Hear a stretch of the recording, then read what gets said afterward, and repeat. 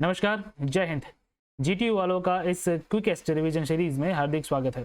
अब जैसा कि आपको पता है कि सीवीपीडी जो है वो सबकी नाक में दम किए हुए है और उसमें भी पार्शियल डिफरेंशियल इक्वेशन थोड़ा सा ज़्यादा ही सबको प्रॉब्लम कर रहा है। मैंने सोचा कि चलिए इसके ऊपर एक फटाफट से रिवीजन सीरीज कर देते हैं जिससे आपको एग्जाम में थोड़ी बहुत मदद हो जाए। तो ज़्यादा वक्त आपका नहीं बर्बाद करूंगा, मैं सीधे सीधे टॉपिक पे चलता हूं। हम सीखने जा रहे हैं पार्शियल डिफरेंशियल इक्वेशन के कुछ चुनिंदा टॉपिक्स जो एग्जाम में आते ही आते हैं और बहुत ही अच्छे मार्क्स में पूछे जाते हैं। जैसे कि अगर मैं डिस्कस करूं आपको एक टॉपिक के बारे में, जो यहाँ अगर आप ज़रा ध्यान से देखेंगे, यहाँ अगर आप ज़रा ध्यान से देखेंगे तो आपको समझ में आएगा कि 2019 के पेपर में ये एक टॉपिक ऐसा है जो आया था। ठीक है, क्वेश्चन नंबर 5A देख रहे हैं आप, जिसमें लिखा है method of separation of variables, जो कि 3 मार्क में है। आप बोलोगे 3 मार्क के लिए क्यों मेहनत करें, तो फिर वही जरा ऊपर देख लो भाई, ऊपर देख लो, method of separation of variables 7 mark में फिर से पूछा गया है। ठीक है, तो method of separation of variables आ रहा है बार बार। और यहाँ पे अगर आप देखोगे तो अगर आप क्वेश्चन नंबर 4 के ऊपर वाले पोर्शन को देखोगे जो कि और का है, उसमें ये क्वेश्चन नहीं था। ठीक है, लेकिन इस वाले में है और क्वेश्चन नंबर 5A में भी है। तो उस तरह से देखा जाए तो 10 मार्क का जो है वो इसका वेटेज बन जाता है यहाँ पे इस वाले पेपर में। ठीक है, आगे बढ़ते हैं। 2020 का अगर आप पेपर देखोगे तो आपको समझ में आएगा कि यहाँ पे भी वही चीज है कि क्वेश्चन नंबर 5 में अगर आप देखोगे तो 4 मार्क का, सॉरी नहीं 7 मार्क का नहीं, 4 मार्क का क्वेश्चन जो है वो बना है और वो भी method of separation of variable से ही करना है। सेम वे क्वेश्चन नंबर 5 का जो और है वहां पे भी आपको यही क्वेश्चन, मतलब उसी तरीके का question method of separation of variable का मिल जाएगा 4 मार्क में। ठीक है, चलिए आगे बढ़ते हैं। आगे जाके अगर देखोगे तो 2021 उसके अंदर भी क्वेश्चन नंबर 7B में 4 मार्क का क्वेश्चन मिल रहा है और यहाँ पे तो लिखा नहीं है कि method of separation of variable का इस्तेमाल करो। ठीक है, ये तो लिखा नहीं है यहाँ पे, लेकिन आप उसको देख के, अगर आपने प्रैक्टिस की है तो आप देख के ही समझ जाओगे कि ये method of separation of variable का है। ठीक है, अगर नहीं समझ में आ रहा है और कोई और मेथड अगर दिमाग में स्ट्राइक हो रही है, क्योंकि पीडीई को हो सकता है कि एक पीडीई को 2-3 तरीके से आप सॉल्व कर पाओ, तो अगर कोई दिमाग में स्ट्राइक हो रही है तो कर सकते हो। अच्छा, आप पूछोगे कि क्वेश्चन नंबर 7 कहाँ से आ गया। ठीक है, जनरली 5 ही क्वेश्चन होते हैं, तो ये थोड़ा सा अलग स्कीम था। ठीक है, वो 56 मार्क्स का पेपर जो है वो उस कोरोना की वजह से सब कुछ किया हुआ था, तो ये एक अलग स्कीम का पेपर था जिसके अंदर सब कुछ आया था। आगे अगर देखते हैं 2022 के अंदर, तो 2022 में आप देख सकते हैं कि क्वेश्चन नंबर 1 में ही, जी हाँ, क्वेश्चन नंबर 1 में ही सी जो है वो method of separation of variable का कर दिया और वो भी जरा ध्यान से देखो 7 मार्क का कर दिया। ठीक है, मतलब कि कंपलसरी ये जो मेथड है वो आपको 7 मार्क में करनी ही पड़ेगी, चाहे आप कुछ भी कर लो, या तो छोड़ दो या तो कर लो। ठीक है, सेम वे क्वेश्चन नंबर 5, उसी पेपर की बात कर रहा हूं मैं, उसी पेपर में क्वेश्चन नंबर 5C अगर आप देखोगे तो वहां पे भी कुछ उसी तरीके का क्वेश्चन है, थोड़ा बहुत मिलता जुलता क्वेश्चन है, वो भी method of separation of variable से करना है और वो भी आपको 7 मार्क में करना है। ठीक है, तो कहने का मतलब ये है कि आपके पास ये सारे questions method of separation of variables के हैं जो कि आपको 7 मार्क्स में करने ही करने हैं। तो यहाँ पे ये जो आपकी मेथड है, method of separation of variable, बहुत ही ज्यादा जरूरी बन जाती है एग्जाम पॉइंट ऑफ व्यू से, जो कि आपको 4 मार्क्स तो देगी ही देगी। अगर आपकी किस्मत बहुत अच्छी हुई तो 7 मार्क्स भी दे देगी। अच्छी किस्मत इसलिए कह रहा हूं क्योंकि ये मेथड आसान है। ठीक है, एग्जीक्यूट करने में आसान है, समझने में आसान है। चलिए फटाफट से इसको सीखते हैं और एक एग्जाम्पल के जरिए सीखेंगे। उससे पहले 2022 में भी आप देख सकते हैं, मैंने यहाँ पे बताया हुआ है कि 2022 में भी एक बार उसको 4 मार्क में पूछा गया था। ठीक है, तो यहाँ है 2022 का एक क्वेश्चन जिसके अंदर 2022 मतलब यहाँ पे 17 to 2022, जिसके अंदर क्वेश्चन नंबर 5C में ये एक क्वेश्चन था। ठीक है, using method of separation of variables आपको फाइंड आउट करना है du by dx is equals to 4du by dy where u of 0y is equals to 8e raised to -3y है। ठीक है, चलिए अभी इसमें मेथड की कोई थियरी ज्यादा समझने की जरूरत नहीं है, इसकी ब्यूटी यही है। ठीक है, अगर आप ये क्वेश्चन सॉल्व आउट करते हैं, इसको सीखना चाहते हैं, तो इसकी ब्यूटी यही है कि इसके लिए कोई मेथड मतलब थियरी वाली पोर्शन सीखने की जरूरत नहीं है, फटाफट से आप इसको समझ सकते हैं।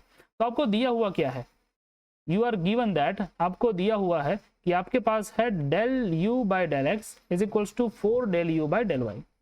अच्छा, अगर आप देखोगे तो बहुत सारी बार आपको ये जो क्वेश्चन है वो कुछ इस तरह से भी दे रखा हो सकता है कि u x is equals to 4 u y.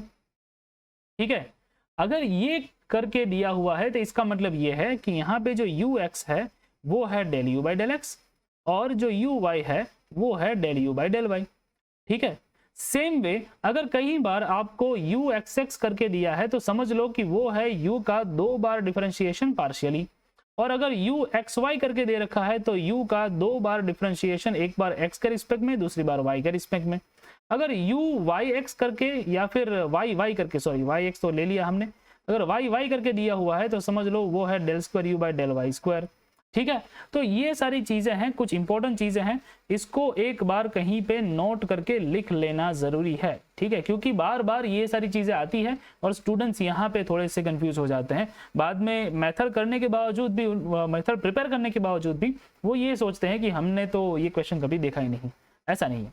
ठीक है, अब एक और चीज यहाँ पे, ये क्वेश्चन एक्चुअली 2 पोर्शन में है। पहले आपको ये जो इक्वेशन है उसको सॉल्व करना है और उसके बाद ये जो है ना, ये जो है वो कंडीशन है, this is your condition. Okay, जो कि आप उसको बाउंड्री कंडीशन कह सकते हैं, उसको जो है आप बाद में सब्स्टिट्यूट करेंगे। कंडीशन का यूज आखिर में करना है जब आपको आपका जनरल सॉल्यूशन मिल जाए तब। ठीक है, अभी वो सारी डिस्कशन बाद में करते हैं, पहले शुरुआत कहां से करोगे, यहां से शुरुआत करोगे। ठीक है, del u by del x is equals to 4 del u by del y, जो कि आपको गिवन है। ठीक है, अब इस मेथड में करना क्या है, जरा ध्यान से देखो, मेरे साथ बने रहो, आसानी से समझ में आ जाएगा। ठीक है, करना क्या है, करना यह है कि आपको पहले से ही इसका सॉल्यूशन एज्यूम कर लेना है। बिल्कुल सही सुन रहे हो। ठीक है, जो मैं कह रहा हूं बिल्कुल सही सुन रहे हो। ठीक है, कि let us assume that let the solution of, अभी अगर मैं इसको इक्वेशन 1 बोल दूं तो of equation 1 is, I am assuming that u, अभी आप देखोगे कि यहाँ पे जो u है उसको किसके साथ डिफरेंशिएट किया हुआ है, जरा ध्यान से देखो। एक बार x के साथ डिफरेंशिएट किया है, एक बार y के साथ डिफरेंशिएट किया है। तो जब आप इसका आंसर लोगे तो जो आंसर होगा वो x और y का ही फंक्शन आएगा। ये चीज समझने वाली है। ठीक है, अगर उसको डिफरेंशिएट u और y के रिस्पेक्ट में किया गया है तो आंसर में x और y का फंक्शन आएगा। इसीलिए आप यहाँ पे लोगे, एज्यूम करोगे कि x ऑफ x और y ऑफ y जो है वो इसका क्या है, एक जनरल सॉल्यूशन है। ठीक है, this is the general solution. तो इसको आप ऐसा भी लिख सकते हो, दैट मीन्स अगर u is equals to capital X capital Y लिखते हो तो भी कोई गलत नहीं है। ठीक है, आई बात समझ में। पहले आपको क्या कर लेना है कि इक्वेशन का एक जनरल सॉल्यूशन एज्यूम कर लेना है। ठीक है, this is your general solution. चलिए, ये हमने जनरल सॉल्यूशन एज्यूम कर लिया। अब क्या करोगे, अब जरा ध्यान से देखो कि ऊपर आपके पास जो इक्वेशन 1 था उसके अंदर तो आपके पास del u by del x भी है, del u by del y भी है। ठीक है, तो मुझे ये तो चाहिए होंगे।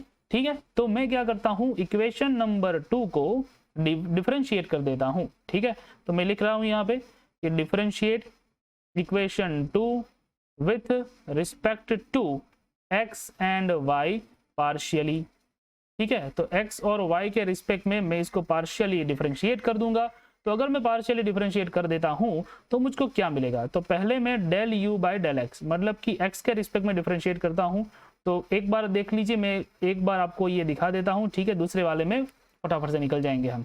तो del u by del x अगर लेफ्ट हैंड साइड कर रहा हूं तो राइट हैंड साइड भी वही होगा, राइट। तो अभी होगा क्या, क्योंकि x के रिस्पेक्ट में डिफरेंशिएट कर रहा हूं तो पार्शियल डिफरेंशिएशन हमको क्या कहता है, पार्शियल डिफरेंशिएशन का मतलब यह है कि आपको सिर्फ x वाले को ध्यान में लेना है, y वाले को कांस्टेंट मान लेना है। ठीक है, ये होता है पार्शियल डिफरेंशिएशन अगर आप विद रिस्पेक्ट टू x कर रहे हो तो यहाँ पे डिफरेंशिएशन होगा आपका x का डिफरेंशिएशन, जो कि मालूम नहीं है इसलिए मैं x डैश कह रहा हूँ। ठीक है, x का डिफरेंशिएशन x डैश, y को एज इट इज कीप करो क्योंकि y शुड बी कांस्टेंट। तो ये हो गया आपका del u by del x। Same way अगर मैं आपको ये बोलूं कि आपको फाइंड आउट करना है क्या, del u by del y, तो आप कैसे करोगे, सिंपल सा है, x को कांस्टेंट कीप करो, y को जो है वो डिफरेंशिएट कर लो। चलिए, तो इन दोनों वैल्यूज को हम सब्स्टिट्यूट करते हैं इक्वेशन नंबर 1 के अंदर। तो इक्वेशन नंबर 1 के अंदर सब्स्टिट्यूट करने के लिए हमारे पास इक्वेशन 1 ये वाला है कि del u by del x is equals to 4 del u by del y. ठीक है, यही है, देख लो एक बार, राइट। इसके अंदर मैं वैल्यू रख रहा हूँ del u by del x की जगह पे जो हमको वैल्यू मिली एक्स डैश वाई, और del u by del y की जगह पे एक्स वाई डैश जो मिला है उसको मैं सब्स्टिट्यूट कर देता हूँ। ठीक है, तो वो कुछ ऐसे होगा कि x dash y capital x dash y is equals to 4, बाद में क्या करना है, कैपिटल एक्स वाई डैश। ठीक है, अभी मुझे ये बताओ कि मेथड का नाम क्या है। मेथड का नाम क्या है भाई? मेथड का नाम है method of separation of variables ना, सेपरेशन ऑफ वेरिएबल्स। तो यहाँ पे सेपरेशन तो करना पड़ेगा, किसका? वेरिएबल्स का। अभी वेरिएबल्स कौन कौन से हैं? वेरिएबल्स है आपके कैपिटल एक्स और कैपिटल वाई। ठीक है, इसको क्या करना पड़ेगा? सेपरेट करना पड़ेगा। कहां से? इस वाले इक्वेशन से। कैसे करोगे? सिंपल है, मल्टीप्लिकेशन का जो रूल है उसका यूज करोगे, या फिर जो डिवीजन का रूल है उसी का इस्तेमाल करेंगे। मतलब कि इस तरह से कर सकते हो, x dash divide by x is equals to 4 y dash divide by y. समझ में आ गई चीज? चलो, तो x dash divide by x is equals to 4 y dash divide by y कर लिया। तो देख सकते हो कि एक्स एक्स वाले हो गए left hand side, y y वाले चले गए राइट हैंड साइड। तो इसको बोल रहे हैं कि सेपरेशन कर दिया हमने वेरिएबल का। ठीक है, तो इस तरह से आपके वेरिएबल जब सेपरेट हो जाए उसके बाद आपको क्या कर लेना है, एक इंपॉर्टेंट स्टेप, यहाँ पे आपको एज्यूम कर लेना है कोई भी कांस्टेंट इसकी जगह पे। ठीक है, हमने के एज्यूम कर लिया। ठीक है, अब के एज्यूम कर लिया तो उसके बाद आप यहाँ पे कर सकते हैं कि इसका मतलब ये है कि x dash upon x is equals to k है, और साथ ही में हम ये भी कह सकते हैं कि 4 y dash upon y is equals to k, उसको बाद में कर लेंगे। ठीक है, तो x dash upon x is equals to k मैं कह सकता हूं, और क्योंकि लेफ्ट हैंड साइड में सारे कैपिटल एक्स का वेरिएबल है तो मैं इसको इंटीग्रेट कर सकता हूं विथ रिस्पेक्ट टू एक्स। तो अगर मैं इसको इंटीग्रेट कर लूं, integrate with respect to x both sides. ठीक है, अगर मैं इसको इंटीग्रेट कर लेता हूं दोनों साइड, और ये मान के चलता हूं कि आपको इंटीग्रेशन आता है, इंटीग्रेशन के रूल्स आते हैं, ये मैं मान के चल रहा हूं। ठीक है, तो इसका इंटीग्रेशन हो जाएगा लेफ्ट हैंड साइड पे log to the base e x is equals to, यहाँ पे k का हो जाएगा k x, with respect to x कर रहा हूं इसलिए। ठीक है, with respect to small x आएगा यहाँ पे। ठीक है, ये जरा हम संभाल लेंगे इसको, तो ये स्मॉल एक्स आएगा, तो विथ रिस्पेक्ट टू x कर रहा हूं तो ये के एक्स, और साथ ही में आपको कांस्टेंट भी लेना पड़ेगा जब आप इंटीग्रेट करते हो। तो मैं कांस्टेंट ले रहा हूं log c1, आप चाहे तो c1 भी ले सकते हैं, लेकिन मैं यहाँ पे log c1 ले रहा हूं, और log c1 लेना ज़्यादा मैं उचित मानता हूं। ठीक है, क्योंकि वो थोड़ा सा आपके इक्वेशन को आसान कर देगा। किस तरह से कि मैं यहाँ पे log c1 to the base e को भी लेफ्ट हैंड साइड पे ले जा रहा हूँ, is equals to k x लिख रहा हूँ, और क्योंकि log माइनस log का जो फॉर्मूला है, ठीक है, वो जो आपके पास आप जो बचपन में पढ़े थे वो इस तरह से होता है कि log x divide by c1। ठीक है, कुछ इस तरह से आएगा, is equals to k x. तो यहाँ पे सीधे सीधे x divide by c1 is equals to e raise to k x मिल जाएगा। ये सारे के सारे किसके हैं फॉर्मूलाज? log के फॉर्मूलाज हैं। ठीक है, log के जो फॉर्मूलाज हैं वही का इस्तेमाल मैंने किया है। तो ये हो जाएगा x is equals to c1 e raise to k x. अब आप मुझसे पूछेंगे यहाँ पे कौन कौन से log के फॉर्मूला यूज किए हैं, तो यहाँ पे आप देख रहे हो कि ये जो फॉर्मूला हमने यूज किया है वहां पे क्या है, मैं आपको फटाफट से दिखा देता हूँ ताकि आप अगर भूल गए हो तो आपको याद आ जाए कि अगर आपके पास log b बेस a है और उसका आंसर आपको मान लो कि c मिल रहा है, तो आप कह सकते हो कि b is equals to a to the power c। ठीक है, a to the power c, मतलब कि अगर आपको b का आंसर चाहिए तो c जो है वो log का जो भी बेस था उसके पावर में चला जाएगा। राइट, तो यहाँ पे वही मैंने रूल जो है इस्तेमाल किया है। यहाँ पे हमारे पास e था बेस के अंदर, तो e जो है वो उसकी पावर में राइट हैंड साइड की वैल्यू चली गई और x का वैल्यू आपको मिल गया। x का आंसर जिस तरह से आपने लिया है उसी तरह से हमको y का भी आंसर चाहिए। तो y का आंसर लेने के लिए हम क्या करेंगे, 4y डैश अपॉन y जो है उसको कंपेयर कर लेंगे k के साथ। ठीक है, तो आप ये भी लिख सकते हो इसको कि y dash upon y is equals to k divide by 4, और बाद में इसको इंटीग्रेट कर लेंगे दोनों ओर। तो यहाँ पे भी लिख रहा हूं मैं integrate both sides with respect to, किसके रिस्पेक्ट में इंटीग्रेट करोगे, y के रिस्पेक्ट में इंटीग्रेट करोगे, ठीक है, y के रिस्पेक्ट में, क्योंकि यहाँ पे जो इक्वेशन है वो y का है, तो y के रिस्पेक्ट में इंटीग्रेट कर रहे हैं हम, तो हमको मिल जाएगा कुछ इस तरह से, you are getting log to the base e y is equals to k/4 constant और y प्लस आपको कांस्टेंट रखना पड़ेगा जो कि आएगा log c2, ठीक है, to the base e।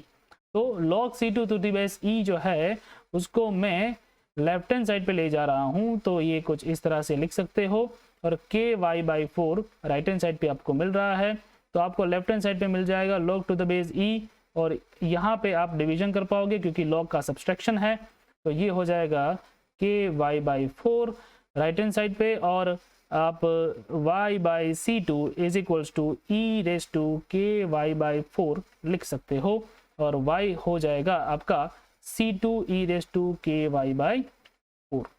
So this is your y। तो आपको x भी मिल गया और आपको y भी मिल गया। अब मुझे ये बताओ कि आपका जनरल सॉल्यूशन था क्या। आपका जनरल सॉल्यूशन जो था वो यहाँ पे है इक्वेशन नंबर 2 में, जो कि है u is equals to x y, this is your general solution, ठीक है। तो u is equals to x y में आप सब्सटीट्यूट कर दो वैल्यूज को। So from equation 2 the general solution is u is equals to x y, ठीक है। तो u is equals to x y आपका जनरल सॉल्यूशन है, और उसके अंदर आप वैल्यू सब्सटीट्यूट करोगे तो आपको मिल जाएगा u इज इक्वल्स टू यहाँ पे c1 e raise to kx into c2 e raise to ky/4 मिल जाएगा, ठीक है। और क्योंकि यहाँ पे आप देख रहे हो कि c1 और c2 दोनों क्या है, कांस्टेंट है, तो दो कांस्टेंट को मिला करके एक नया कांस्टेंट लिख सकते हो, तो c, और यहाँ पे e और e दोनों जो है वो एक ही बेस है, ठीक है, तो बेस सेम है, तो पावर का हो जाएगा एडिशन, तो कुछ इस तरह से लिख सकते हैं हम। तो ultimately it is nothing but u of x y है, ठीक है। u जो है वो x और y का फंक्शन है, जो कि दे रहा है आपको c e raise to k x plus y/4। तो ये है आपका क्वेश्चन। अगर ये 4 मार्क में पूछा जाता है तो यहीं तक आता है। जनरली अगर 4 मार्क का क्वेश्चन जो है वो यहाँ तक आता है, और यहाँ पे आपको लिखना पड़ेगा कि where c is equals to c1 c2 which is an arbitrary constant, ठीक है, एक कांस्टेंट है, और उस कांस्टेंट की वैल्यू जो है अगर आपको चाहिए तो आपको कंडीशन का इस्तेमाल करना पड़ेगा, ठीक है। तो कौन सी कंडीशन आपको दे रखी है उसको जरा ध्यान से अब समझने की कोशिश करते हैं। यहाँ तक आपका जो मिला है उसको हम बोलेंगे, ये जो आपको मिला है this is nothing but your general solution, ठीक है, this is your general solution. तो जनरल सॉल्यूशन के अंदर जो कंडीशन दे रखी है उसका इस्तेमाल करना होता है। कंडीशन कौन सी दे रखी है, आपको दे रखी है u of 0y is equals to 8e raise to -3y, ठीक है, ये कंडीशन है। u of 0y is equals to 8e raise to -3y। क्या मतलब है इसका कंडीशन का? कंडीशन का मतलब ये है कि जब u ऑफ 0y लिखा है, ठीक है, इसका मतलब ये है कि when x is equals to 0 और y को y ही कीप करते हैं, आप x इज इक्वल्स टू 0 रख देंगे, y को y ही करेंगे, तो आपका u जो है वो आपको मिल रहा है क्या, 8e रेस टू -3y, ठीक है। मतलब आपको जनरल सॉल्यूशन के अंदर x की जगह पे 0 रख देना है और y की जगह पे y ही कीप करना है, ठीक है। x की जगह पे 0 और y की जगह पे y जो है वो एज इट इज रखिए, और आपको जो है वो मिल जाएगा ये वाला 8e रेस टू -3y आपको मिल जाएगा। तो चलिए उसको करके देखते हैं, ठीक है। तो आपके पास था, मैं एक बार फिर से लिख रहा हूँ इसको, uy is equals to c e raise to k constant, ठीक है, यहाँ पे है x प्लस y/4, और आप जब सब्सटीट्यूट करोगे 0 और y को एज इट इज रखोगे तो ये कुछ इस तरह से बन जाएगा, k रेस टू x की जगह पे 0, y will be as it is, और u ऑफ 0y को लिख सकते हो 8e raise to -3y as per the condition, c e raise to k y/4, और अब अगर आप कंपेयर करोगे तो समझ में आएगा कि c की जगह पे 8 है, तो कह सकते हो कि c इज इक्वल्स टू 8, और साथ ही में अगर आप देखोगे तो समझ में आ रहा है कि -3y जो ऊपर था उसकी जगह पे ky/4 है, तो दोनों ओर से y जो है वो कैंसिल हो जाएंगे, आपको मिल जाएगा k इज इक्वल्स टू -12, ठीक है, k इज इक्वल्स टू -12 मिल जाएगा। तो c is equals to 8, k is equals to -12 आपको मिल रहा है, उसको आप रख दोगे ये वाला जो इक्वेशन हमारा था उसके अंदर, मतलब कि जनरल सॉल्यूशन के अंदर। तो आप कह सकते हो कि फ्रॉम द जनरल